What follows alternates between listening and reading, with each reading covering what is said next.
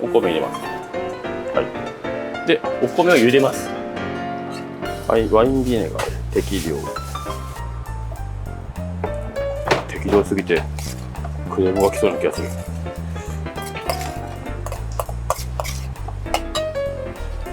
で、オリーブオイル。合う。イタリア料理は学び学、サグ橋イタリアレストランレガーロオーナーシェフ小倉智美です。実はですね、今日はなんと初めて明治屋以外の PR 動画です。はい、スポンサーはスリーボンド貿易さんっていう、インポーターです、ワインの。でその中でも今日はゼナトっていう作り手のワインを、紹介してほしいっていう話で、そんな僕 PR とか案件みたいなものは積極的に受けたまわってはいないんですけど、とはいえイタリアワイン日本一をなんとなく目指しているレガールグループがワインの案件を断るっていうのもなんかまた変な話だし、自分自身ゼナト結構好きな作り手なんで、ワインの説明とともにワインに合わせたちょっと初秋のにちょうどいいような料理を合わせて紹介します。イタリアにも全土にわたっていろんなエリアがあって、僕どこのエリアも好きなんですけど、そのワイン飲み始めっていうか知りたての時ってどうしても酸っぱいだけでワイン敬遠しがちで、ベネト州ってこのガルダ湖の湖畔からもし右のアドリア海の間で育つんで、やっぱりアドリア海からの暖かい風が入ってる分、全体的にふくよかに育ったり、あとはそんなに酸っぱくなかったり、有名なのはソアベとかあると思うんですけど、僕もイメージは結構悪くないんですよ。でもちろんアマローネっていうワイン、バルポリチェッラっていうワインは言わないですけど100年以上続いてる巨大企業はもちろんあるんですよ。でもこのゼナトに関してはまだ創業して60年ぐらいで、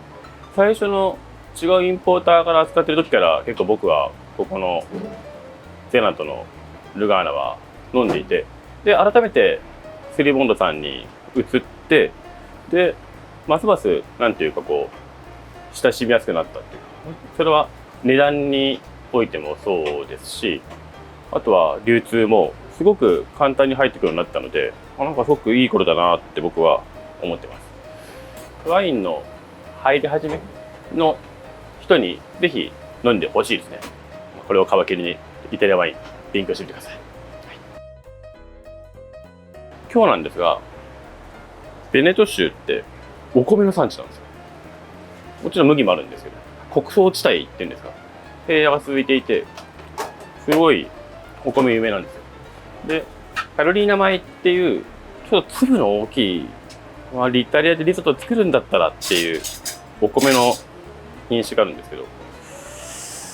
今日はその日本米を使ったお米のサラダやります。今日は秋田小町かな。なんでもいいですよ、別に。小米でもいいし。あんまり新米そろそろ出てくるシーズンですけど、そんなに家にあるお米で大丈夫です。で、僕結構お米のサラダにマッシュルームとかケイパー、あとはレーズン入れたり、あとはちょっと今あるんで赤玉ねぎとか普通の玉ねぎでもいいですよ。イタリアンパセリとでトマトなんですけど、結構ね僕ねフレッシュトマトをお米のサラダ入れると、特に日本米はべちゃべちゃするんですよ。なんでオーブントースターとか、あとはレンジの機能の一番100度ぐらいのぬるい温度帯を使って一回これをセミドライトマトにしてお米のサラダを作ります。割と手間かかってる。はい、とりあえずお米を茹でます。で、皆さんお米を、炊飯ジャーでもいいんですけど、炊くときにリゾットがいつも10分5分とかじゃないですか。10分大体15分ぐらいで、ご飯炊くときも白米は人によってレシピ違うと思いますけど、弱火にして15分で蒸らし10分とか言うじゃないですか。やっぱり20分弱ぐらいはだいたいお米火通るぐらいまでは時間かかるんですよ。なんで僕いつもお米されるときは17分ボイルしてます。はい、で塩、熱湯に塩をちょっと強めに入れてお米入れます。はい、でお米を茹でます。17分です。時間かかります。はい、僕20年ぐらい前、もうちょっと前かな、2回目の長期でイタリア旅行をした時にまだ全然お金なかったんで、いつもトラットリアとかレストランじゃなくて、やっぱたまにはスーパーで買ったものとか食べたりしたんですよ。スーパーマーケットでなんかラザーニャ買って食べたりで、そのお米のサラダもやっぱスーパーめっちゃ売ってるんですよ。でそれを食べたりしてるんですけど、向こうのお米って茹で時間結構24、5分ぐらいかかるんで、粒も大きいし、あとでんぷん質が少ない分割とこうパラパラしてるっていうか、多分朝スーパーのなんかママがお米サラダ作って、もう夜の6時、7時ぐらいまでもうずーっと安定の放置プレイで置きっぱなしにしても割と食べれちゃうんですよ。でも日本のお米ってそうはいかなくて、やっぱりね、うるち米もちもちするっていうか、こうペタペタするんで、11分ぐらいでやったら正直2時間とかそれぐらいで食べてすぐ、作ってすぐ食べちゃうくらいの方が僕はちょうどいいかなっていう感じがしますね。はい、はい、でやってる間にミニトマトをヘタを取ってで半分にしますね。皆さんね、灰皿持ってますよね、絶対ね。一家に5枚、これがないと仕事ができない。でここに軽く上から塩を振ってトマトの水分を追い出す感じで、ここにうっすら油を垂らします。でこれをトースターじゃ焦げちゃうと思うんで、オーブンもないし、やっぱり電子レンジのオーブン機能かなんかで100度とかで1時間とか入れた方がいいかもしれないですね。今回は150度のオーブンに入れて、ちょっと焦げちゃった。じゃんって言ったらちょっと焦げちゃいました。でもちょっと焦げちゃった。シワシワになるまで、これ無事なやつ、ちょっと水分を抜いてあげる。ちょっとだけトマトが水分さえ抜けてくれれば。で余裕があるならなんか暖かい場所に置いといたりとか、トースターの中上に置いといて、この自然乾燥でも全然構わないです。ある程度こう水分さえ抜けてくれれば、ちょっと大きめのやつのトマトを、結構量販でも売ってるのはセミドライトマトみたいなトマトを買って、それをある程度水分だけ抜いてあげて刻んで使います。でも時間ない人はミニトマトでもいいですよ。でこの手のトマトを保存するときはオイル漬けとかにして、あとはオレガノ入れたり、好きな人はちょっとニンニクのスライスみたいのを入れて、なんかドライトマトを自分なりの味にして楽しんでください。あんまりカッチンカッチンにするセミドライトマトよりは、セミドライぐらいがいいですね。これを切ると、もちろん水分が抜けることによって味も凝縮するし、あとはトマトの水分がお米にこ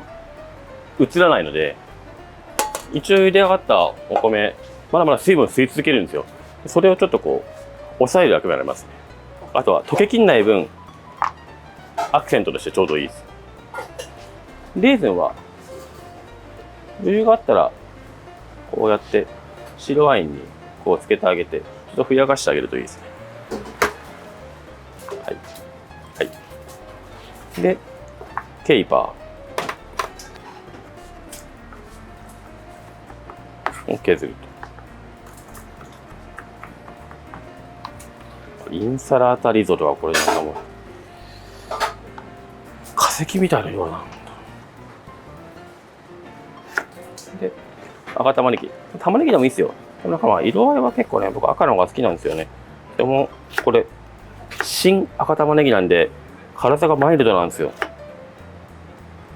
もしなんかリゾット作ってる人でなんかこうエシャロットが待ってるならエシャロットを刻んで入れるのもありです。はい、これを入れる、ざっくりでマッシュルーム、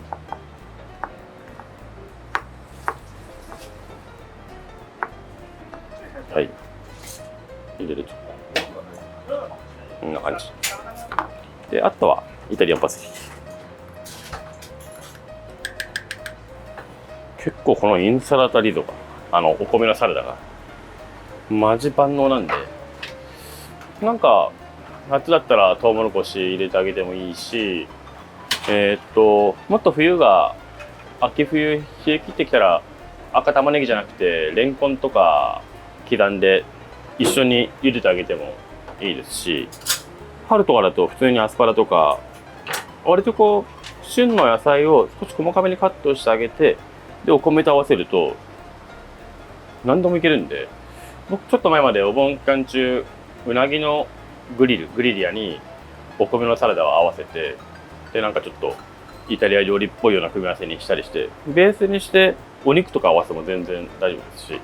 なんか日本人だったらちょっとこう馴染みのある組み合わせなんじゃない、お米って馴染みあるなって気がするんですよね。実際多分ベネタの方でもお米の料理多くて、やっぱリゾット多いんですよ。前やったラリッキオと赤ワインのリゾット、あれももうど真ん中のベネト料理ですし、あれもリパスタに最高に合うと思います。でゴルゴンゾーラとトウモロコシのリゾットとかももうど真ん中に美味しいし、やっぱりベネト州って穀倉地帯なんでお米の料理めっちゃ多いんですよね。最近富山県とか北陸の方の米どころでカルナローリ米、イタリアの品種のお米育ててる生産者増えてきてるので、もしもめっちゃ興味あったら D&デルカにあるかな。ちょっと高級めなスーパーで買ってみてください。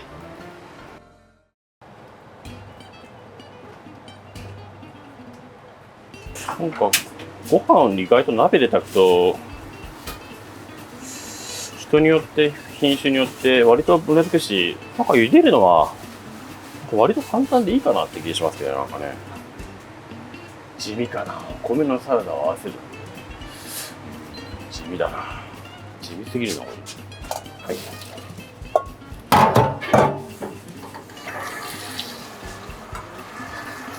そしたら水にさらして粗熱取ります。あとぬめりも取る。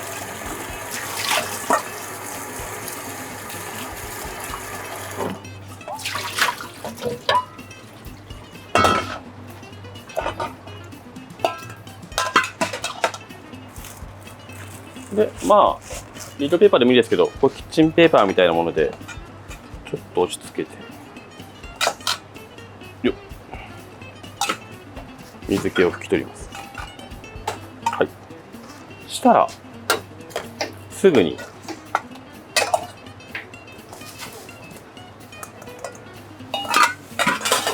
混ぜる。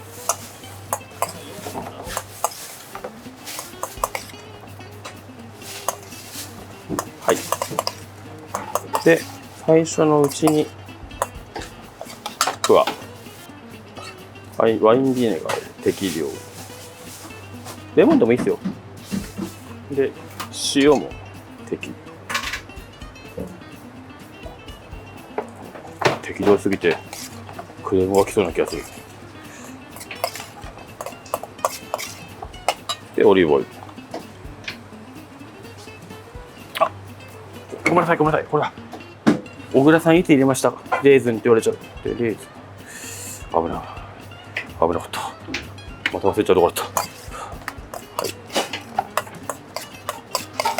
い、混ぜ合わせると、は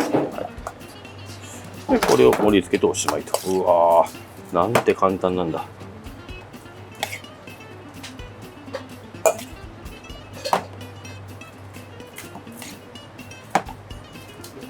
これちらし寿司、昆布締めしたタイとかそういうタイ。いやー地味が過ぎるな。で、実は前回伏せましたアクセントがアーモンド。はい、これがインサラダリゾレガールのお米のサラダです。恐ろしく地味すぎる。大丈夫かなこれ。シチリアに行った時にカタール航空の機内食がアーモンドとトマトが入ったビリヤニだったんですよ。これがねめっちゃ美味しくて、なんかお米のサラダにアーモンドとトマトいいかもと思ってかけてるんですよね。あれ美味しかったな。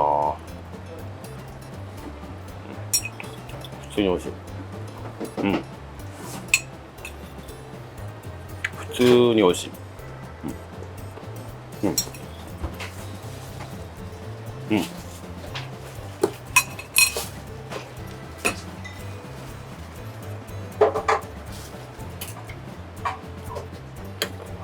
合う。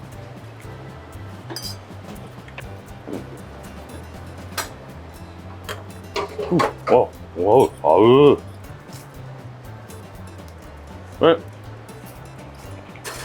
全然ビネガーは何でもいいんで、全力で一番安いやつ使ってください。ポンティのワインビネガーです。あと割とこうトマトとレーズンが下を結構支えてくれてるんで、ところどころこうマッシュルームが入ってきたり、トマトが入ってきたり、ケープが入ってきたり、めっちゃいいと思うよ。美味しい。飲みすぎちゃう。二日酔いにもいいかも。昨日も飲みすぎちゃった。ぜひ皆さんルガーナに合わせてローズでもいいですよ。こっちの赤ちょっと濃いかな。お米のサラダチャレンジしてください。使える最高です。このワインそのうち絵の具で解禁になります。ここで紹介して絵の具でもワインを売るっていう、連動企画なんですけど、ゼナトっていうベネト州のルガーナ湖っていう湖の、近辺で作られてるワインです。あとベネトって正直言っても鉄板のブドウ品種があって、それが大体アマローネって言われてるワインとバルドリーノ、バルポリチェーラ、基本ブドウ品種は一緒で、ロンディネッラ、モリナーラ、コルビーナが大体そのワイン、ブドウ品種が主体になってるワインがほぼほぼ多いです。もしくはメルローとか、カブリノ・トービニョンとかありますけど。で、今日は赤、ロゼ、白の3点セットで、とりあえずサンベネでルガーナのステンレスタンクでトレビアーノ・ディ・ルガーナっていう、トレビアーノっていうワイン、ブドウ品種が 100% のものと、あとはこっち2つロゼとスクリューキャップのロゼ、あとはこちらのリパッサのバルボリチェーラ、同じです。コルビーナ、ロンデネーラ、モリナーラ。もちろんこっちのキアレット、ロゼの方はしっかり冷やして飲んでほしいですし、逆にこのリパッサの方はアマローネを作った時の樽にもう一度バルポリチェーラワインを入れて再発酵しているので、結構甘さといい全体的な果実味はボリュームがあります。多分9月にリリースすると思うんですけど、ちょっと春雨なくなったらと思ったら、僕の今までやってきた料理、マッシュルームのスカロッピーレとかそういうのも合わせてもいいかなって思います。普段は少しレストランだともう1個上のキュベの方を使う時多いんですけど、全然僕5ミリリットル十分ですよ。ステンレスタンクなんでそんな芳醇な何かみたいなのはないんですけど、前の会社でも何本これ飲んだか。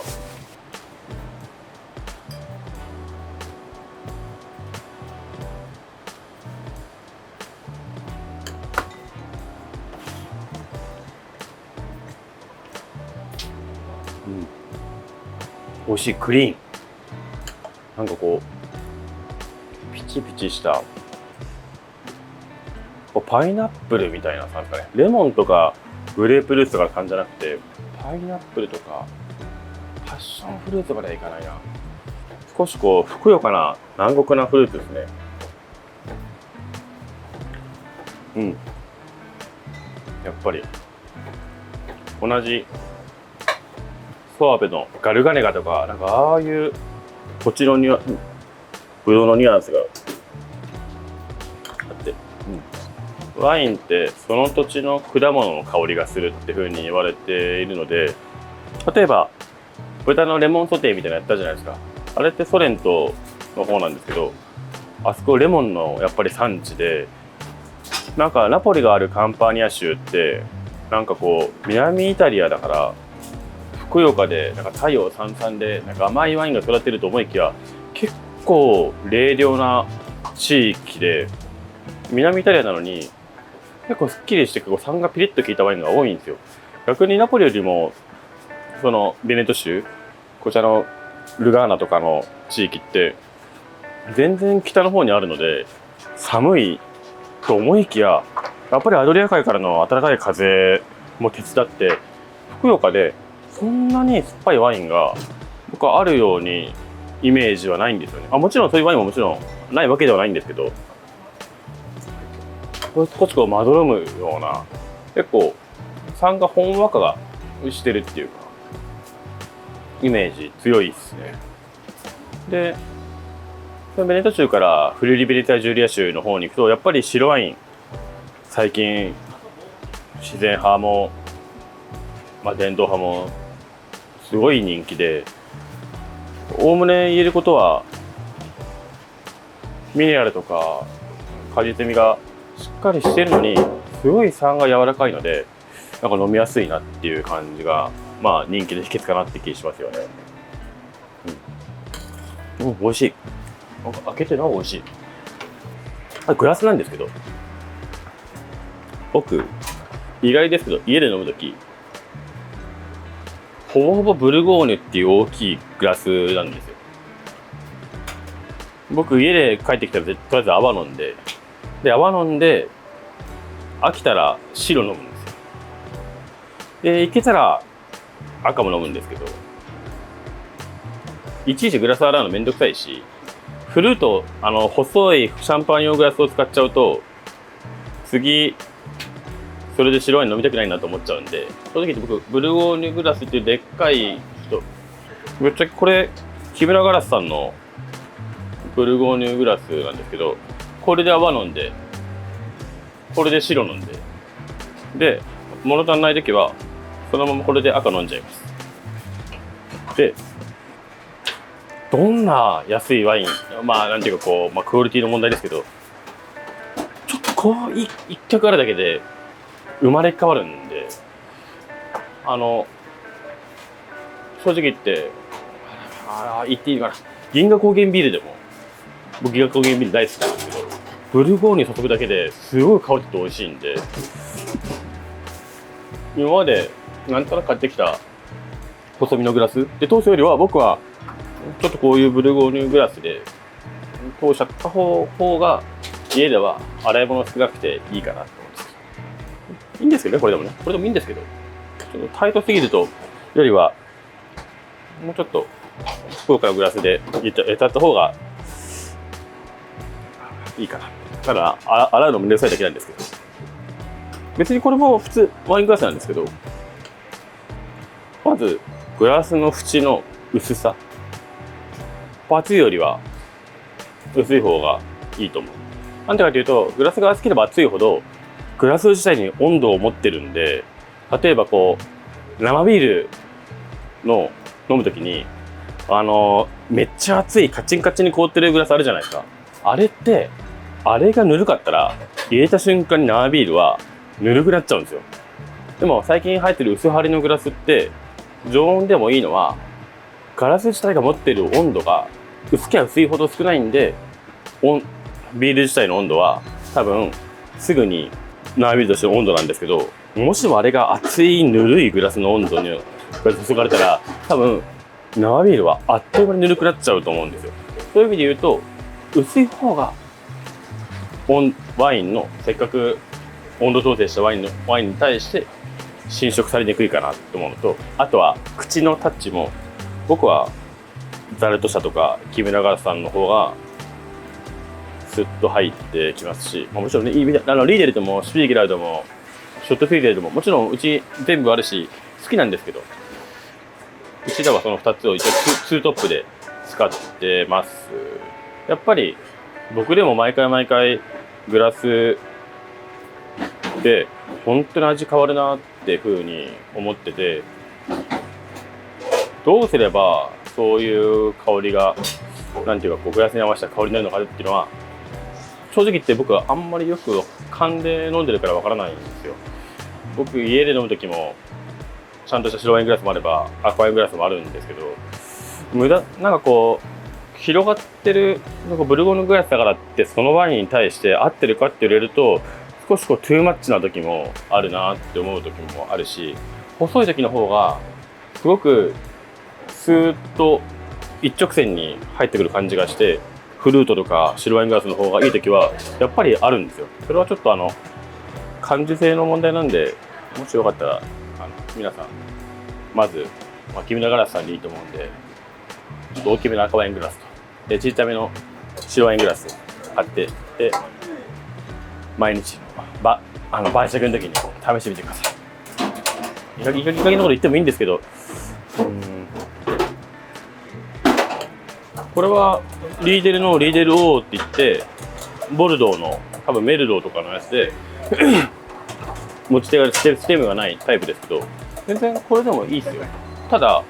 手の温度がやっぱりどうしても少し伝わっちゃうので、一時期一回入れましたけど、僕は普通のワイングラスの方がいいんじゃないかなって気しますけど、なしじゃないですけどね。やはり包丁を買ってくれたり、僕と同じマイクロプレーン買ったりあれ買ったりとかして、その先にグラスでこんな変わるのって、いや本当ぶっちゃけ本当に変わるんで、あとグラスがどんどん酔っ払って分かんないけど、まだシラフ酔い切ってない時はやっぱりグラスが汚くなったりすると途端に味が変わってくるんで、せっかくワインの上から飲んできてショルダー開いて一番美味しいここのラインの中は一回グラスを洗ってみてから飲んだりするとまた全然香りが変わってくるんで、それもお教えします。